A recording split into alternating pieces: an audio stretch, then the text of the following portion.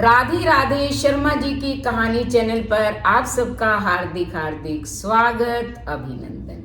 कल 20 तारीख रविवार को करवा चौथ है। तो करवा चौथ की पूजा कैसे की जाती है, मैंने बहुत ही सरल विधि जो है उसकी वीडियो बनाकर डाल दी है चैनल पर, आप देख सकते हैं। पूजा करने के बाद कथा सुनी जाती है। आज मैं आपको करवा चौथ की कथा सुना रही हूँ। बोलो करवा चौथ माता की जय हो। एक साहूकार था, उसके 7 बेटे थे और एक बेटी थी जिसका नाम भीलन था।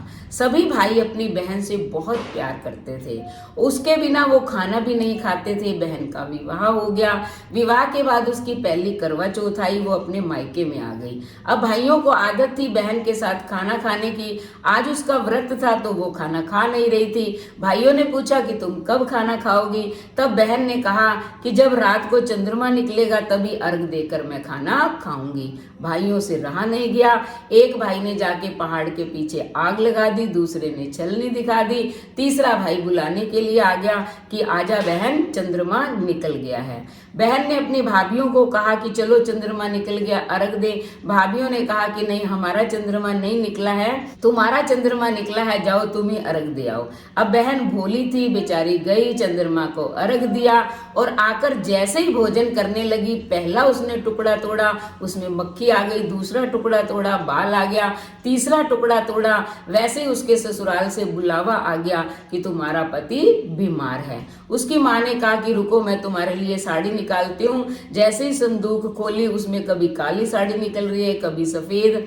माँ ने सोचा पता नहीं बेटी के भाग्य में क्या लिखा है, उसने सफेद साड़ी दे दी कि पहन के चली जाओ।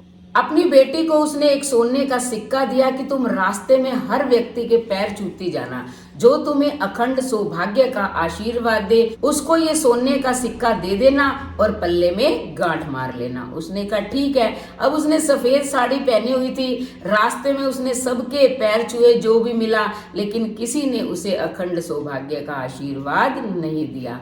जब वो ससुराल पहुंची तो दरवाजे पे जेठ की लड़की खेल रही थी। उसने उसके भी पांव छुए तो उसने कहा कि तुम्हारा अमर सुहाग रहे। तो झट भिल्लन ने अपने पल्ले से सोने का सिक्का निकाला, उसे दिया और फिर गांठ मार के अंदर चली गई। अंदर गई, देखती है उसका पति तो मुर्दा पड़ा है। तब जो है वो रोने लगी। तो सभी लोग कहते हैं कि चलो अब इसको जो है जलाकर आते हैं, इसका संस्कार करते हैं। लेकिन भिल्लन ने कहा कि नहीं, मैं मेरे पति को जलाने नहीं दूंगी। तो अब उसकी दरानी जिठानियों ने कहा कि लाश को, यानी कि तो मुर्दा है, इसको घर में थोड़ी रखेंगे, आखिर तो जलाना ही पड़ेगा। तो भिल्लन ने कहा ठीक है, तुम घर में इसे नहीं रख सकते तो मेरी जंगल में झोपड़ी बनवा दो, मैं वहीं इसकी सेवा करूंगी। जंगल में उसकी झोपड़ी बनवा दी गई। अब भिल्लन जो है दिन रात अपने पति की सेवा करने लगी। अगले महीने की यानी कि मार्गशीर्ष की चौथ आई, उसे कोसती रही, गालियां निकालती रही कि दिन में चांद उगानी करवा ले, व्रत को खंडित करने वाली करवा ले, घनी बुखाली करवा ले, भाइयों की लाडली करवा ले। उसने पैर पकड़े लेकिन उसने छुड़ा लिए। चौथ माता ने कहा कि नहीं, मैं जो है तुम्हें तुम्हारा सौभाग्य नहीं दे सकती हूँ। उसने कहा कि माता, चौथ माता ने मेरा लिया सुहाग, तो आप भी तो चौथ माता को दे दो। उसने कहा नहीं, कार्तिक महीने की सबसे बड़ी चौथ आएगी वो देगी। अगले महीने की भी आई, पौष मास की, ऐसे करते करते पूरे साल की चौथ आ गई, लेकिन किसी ने उसे जो है सौभाग्य नहीं दिया। आखिर में आसुज की चौथ आई, वो भी उसे कोसने लगी। तो भिल्लन ने उसके पैर पकड़े, कहा मुझे सौभाग्य दो माता। उसने कहा कि अगले महीने करवा चौथ आएगी, उसी ने तुम्हारे पति के प्राण लिए हैं, तुमने वही व्रत खंडित किया था, इसलिए उसके पैर पकड़ लेना, वही तुम्हें जो है अखंड सौभाग्य दे देगी, यानी कि तुम्हारे पति को जीवित कर देगी। तो करवा चौथ का दिन आया।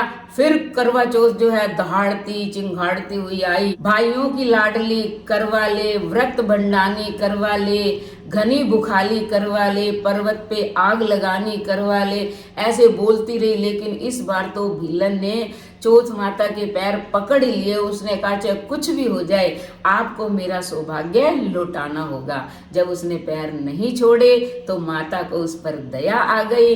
उन माता जी ने अपनी आंखों से काजल निकाला, चिटली उंगली से मेहंदी निकाली और रोली, तीनों चीजों को घोल के उस पर छींटे दे दिए। उसका पति जीवित हो गया। उसके पति की जैसे ही आंख खुली, उसने कहा मैं तो बड़ा सोया बड़ा सोया। उसकी पत्नी यानी कि भीलन ने कहा, जितना सोए हो तो मुझे पता है, मुझे साल भर हो गए आपकी सेवा करते हुए। उसने कहा अच्छा। तो चलते चलते जो है चौथ माता झोपड़ी को ठोकर मार गई थी, महल खड़ा हो गया था।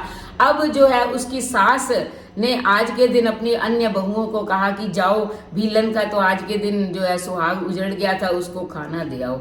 लेकिन बहुओं ने सुना नहीं। तब सास खुद ही खाना लेकर उसकी झोपड़ी की ओर चली। देखा झोपड़ी थी नहीं, उसने देखा वहां तो महल है। अंदर गई, देखा तो बहू बेटे जो है वो चौपड़ पासा खेल रहे थे। बहू ने कहा कि माता जी आ जाओ, ये आपका ही घर है। बेटे और बहू ने जो है माँ के चरण छुए, उनसे आशीर्वाद लिया और फिर सारी घटना जो है वो भीलन ने अपनी सास को सुना दी। भीलन जो है अपने घर आई, सब नगर के लोगों को इकट्ठा किया, उनको भी सारी बात बताई और अपने बेटे बहू को गाजे बाजे के साथ घर लेकर आई। भीलन की सास ने पूरी नगरी के अंदर ये ढिंडोरा पिटवा दिया कि सभी महिलाएं 12 महीने की 12 चौथ का व्रत करे। कोई 12 नहीं कर सकता तो 4 करे, 4 भी कोई नहीं कर सकता तो 2 तो अवश्य करे। एक तो ये कार्तिक की करवा चौथ और दूसरी माघ के महीने की तिल चौथ। यही चौथ माता जो है अखंड सौभाग्य का वरदान सभी नारियों को देती है। बोलो चौथ माता की जय हो। चौथ माता की कथा के बाद गणेश जी की कहानी सुननी चाहिए। सभी को करवा चौथ की बहुत बहुत शुभकामनाएं। धन्यवाद।